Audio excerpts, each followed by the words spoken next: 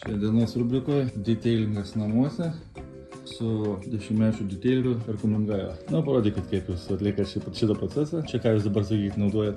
Letter cleaner. Letter cleaner. Ok. Va. Super. Lengviau šitaip, ne, Herku? Įsijungia kiekvieną tarpuką.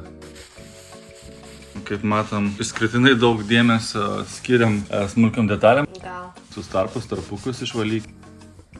Pilnu daliniku. Va. Ar sunku, Herkutai? Nu, valymo darbai baigti.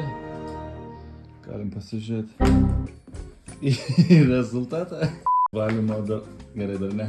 Tai va, valymo darbai baigti. Pažiūrėkime rezultatą. Ten turėjom šiek tiek dažų, bet rezultatas kaip diena ir naktis. Tai, Heruku, kaip vertintumėt mokymus? Biški kreiva. Kas mokymai ar pagalbė? Pagalbė. O kaip vertinat pačius mokymus? Ar verta buvo? Nebuvo pinigų. What? Ar verta buvo atvykti išmokti teilingo?